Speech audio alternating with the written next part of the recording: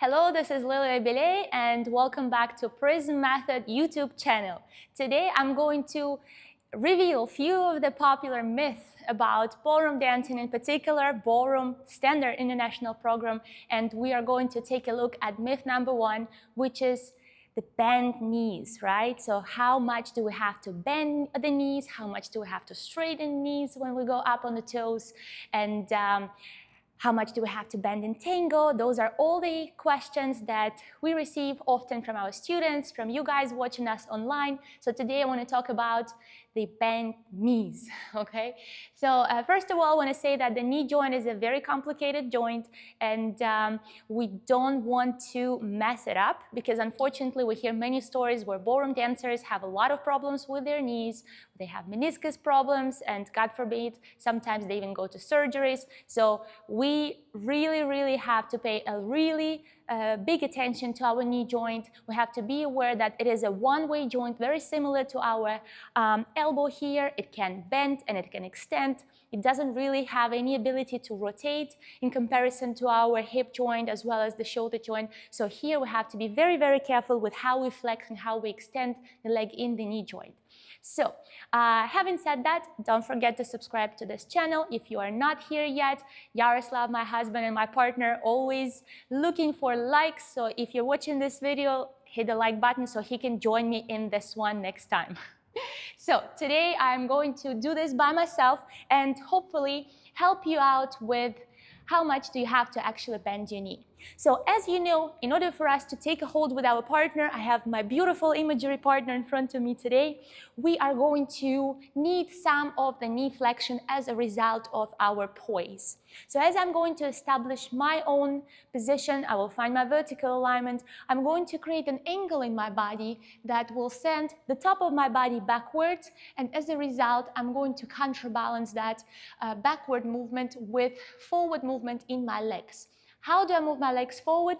I allow some flexion in the ankle joint, knee joint, and hip joint, and automatically, because of the way of the knee is bent, my thighs, my legs will appear further in front of my body. So let's take a look at this one more time. I'm going to bend back, and I'm going to flex the knees, and the whole leg in all 6 joints, all 6 joints of both legs, both hips, both knees, both ankles, forwards, without letting my core out. So beware of this position. Hold your core and your pelvis neutral. So building up that poise therefore allows us to connect to our partner. It is a very minor flexion in the ankle, knee, and hip simultaneously that allows us to find contact and connection in the thighs and in the body together with our partner. By the way, if you want to see me dancing with Yaroslav and taking the hold with Yaroslav, make sure to check our previous video that we're going to link up here, where we are showing 3 different ways on how to take the ballroom frame.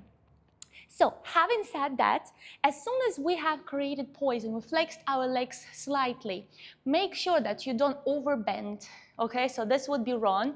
It is really more of a back and forward action in the sagittal plane as we're creating a forward curve rather than a lowering down. So I don't really overbend my knees at this point. I'm going to send them slightly forwards, counterbalance that with hip moving backwards, ankles staying backwards, and my head moving backwards.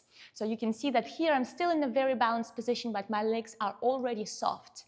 Having said that, as soon as we have established the poise, wherever we dance together with our partner, I'm just going to show you a simple box here. I'm going to be aware that I'm always here in the poised position. Therefore, my legs are constantly softened. So this is my neutral. I never really straighten the knees and the legs ever again.